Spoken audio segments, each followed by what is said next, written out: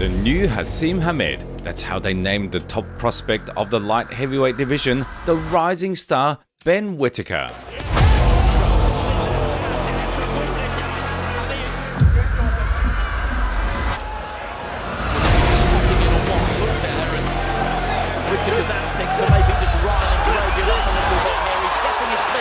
A dancing knockout artist with a memorable appearance and an incredibly flashy style caught a lot of attention and became one of the biggest revelations of 2024. Many experts predicted his overwhelming success, and hundreds of thousands of boxing fans already consider themselves Whittaker fans. However, it seems we may have jumped to conclusions. Friends, in today's video, you'll find out why Ben Whittaker will never become a world champion. Don't forget to like and subscribe to the channel, and let's begin!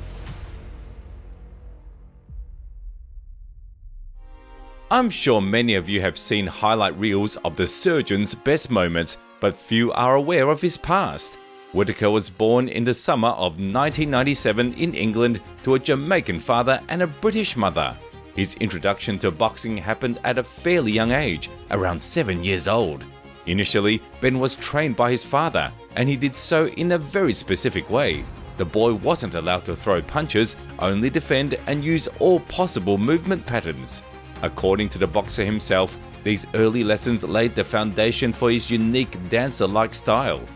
As a teenager, Whittaker was already training in a gym and was considered one of the most talented kids in the area. His trainers noted his outstanding abilities, and his consistent victories at major competitions such as the 2015 Youth Games only reinforced that. Over time, Ben rose to the international level. In 2018, he participated in the Commonwealth Games but didn't secure a spot on the podium. However, he won the European Championship that same year. By 2019, Ben had claimed a bronze medal at the World Championships and soon after represented his country at the Olympic Games. Beating one opponent after another, Whittaker confidently made it to the finals, but there he faced a tough boxer in Cuban veteran Arlen Lopez, who took the gold. The Brit earned a respectable second place but was highly dissatisfied, writing on social media, "You don't win silver, you lose gold." To add to this, he refused to wear his medal at the award ceremony and promised to come back stronger. This bold statement drew a lot of attention and laid the foundation for his future popularity. Shortly after the Olympic Games, Whittaker decided to turn professional and left the amateur scene with a record of 53-13. In 2022, it was announced that Ben had signed with the well-known boxing promoter Boxer, and his trainer would be none other than Sugar Hill Stewart, who had been working closely with Tyson Fury. From his first interviews, it became clear that Whittaker had immense self-belief and faith in his success. I don't think I'm just born with it, you know. My mum always said you'll be a star. It's my chance to be a star, so why not? The young talent made his debut on July 30 against Greg O'Neill, who had a record of 6-6. Whittaker put on a spectacular performance, knocking out his opponent in the second round.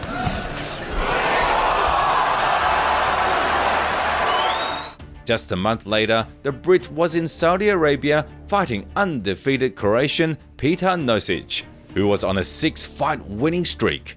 This time, there was no knockout, but winning by a score of 6-0 in rounds is certainly not a bad result. Whittaker's third outing took place in May 2023, and his opponent was fellow countryman Jordan Grant. And Saturday you'll see more flash, more performances, and you'll see why I'm special.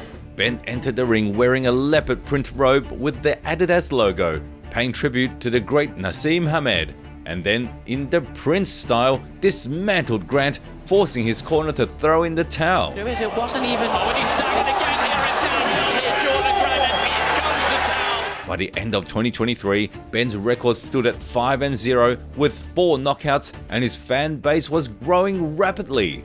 In the first half of 2024, Whittaker had 3 more fights, one of which was even for a title.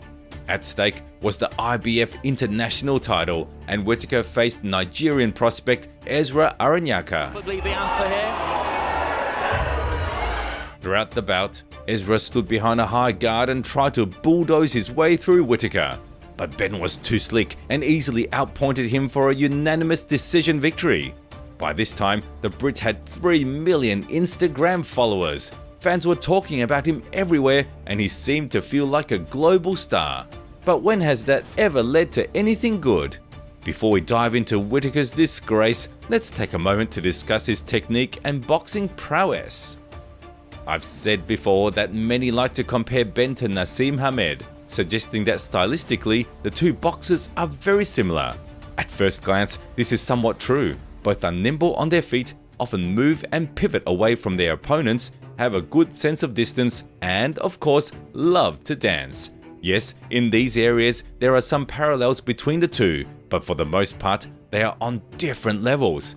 Hamed could effortlessly switch stances mid-fight, his jab was incredibly sharp and accurate, and any straight punch could be so devastating that sometimes one touch was enough.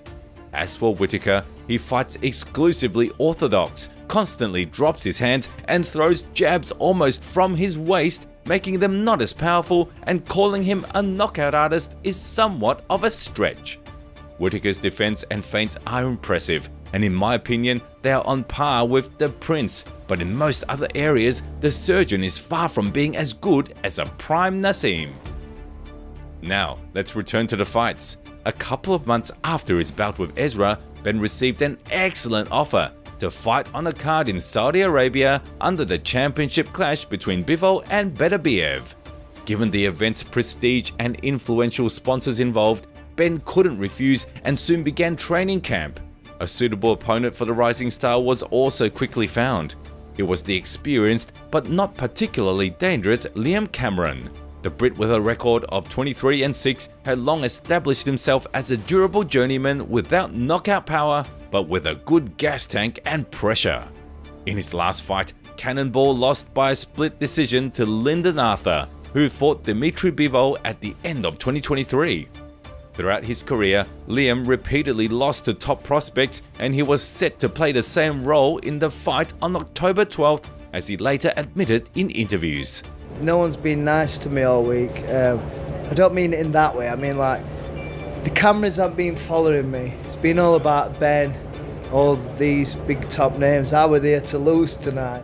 Whittaker, on his part, knew the fight was set up entirely for him, and therefore he showed no signs of concern, behaving as though he had already knocked out his opponent in the first round.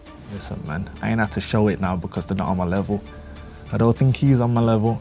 If he wants to try and come on my level, he can get hurt. It's all opinions. At the end of the day, I'm doing it because it works. I'm doing it because it gets me follows, things like that. There's an art to it. Being able to stand in front of someone and make them miss that close. You gotta have skills to do it. I've been doing it since a young boy. I've been boxing since I was 7. But I've got many game plans. There's an A plan, a B plan, a C plan, the list goes on. If I need to switch it up and adapt, I can do. I break the rules, man. Doing that, I break the rules. It's going to be a long night for you, man. I hope you make it home nice and safe after this, but I'm going to brook you up in that ring. Whittaker's comments made it clear that he didn't consider Liam an equal and likely saw no threat from him, and this was a huge mistake. Ben started well and took the opening round, but he looked somewhat off. There were no usual feints, no constant movement, and certainly no dancing. He just kept moving forward, trying to out-jab his opponent with timing and speed. Initially, Liam struggled, but then he started to gain momentum. First, he activated his jab, then came powerful body shots, followed by heavy hooks. By the second round, the fight began to even out, and by the fourth, Cameron was clearly in the lead. He was overwhelming his static opponent with combinations while defending well and countering Whittaker's punches. By the end of the 5th round, Whittaker was doing very badly. He was getting hit frequently, throwing fewer and fewer punches, and appeared to be tiring. At that point, many viewers began to feel that we might be witnessing a major upset. Luckily for Whittaker, the way out came by itself. During a clinch at the ropes, Liam leaned so heavily on his opponent that both fighters fell out of the ring. Ben immediately grimaced in pain and claimed he had injured his leg, making it impossible to continue. Whether that was truly the case or Whittaker just grabbed onto the last lifeline, we'll never know, but the fight was ultimately stopped. the referee decided to go to the scorecards based on 5 rounds. One judge gave the win to Ben, which I think is nonsense, while the other 2 were more reasonable, a draw and a win for Liam respectively. Thus, the Britons were left with a draw. Ben was knackered after the second round. I don't know what we're up with him. It was holding me. He couldn't stand up. He was very out of breath. I don't know what happened to Ben in there. My plan was to warm into it and get him out of there later on. I've had 32 fights. Ben's is slick, but I've seen it all. I've told you this. Yes, officially the fight is recorded as a draw, but for most boxing fans, Ben Whittaker humiliated himself. Given how brash and arrogant Ben was before the fight, he should have utterly destroyed his opponent in the ring, but instead, he barely avoided a defeat. If it hadn't been for the strange incident with the fall out of the ring, Liam would have continued to push forward and batter the surgeon, and who knows how long Ben could have stood on his feet. I think next time, Whittaker will think twice before trying to trash talk his opponent. However, will fans even want to watch his fights again after this unforgettable embarrassment in Saudi Arabia? What do you think? Can Ben Whittaker redeem himself and rise to a new level, or will he never reach the top? Be sure to share your opinion in the comments, and don't forget to like and subscribe to the channel.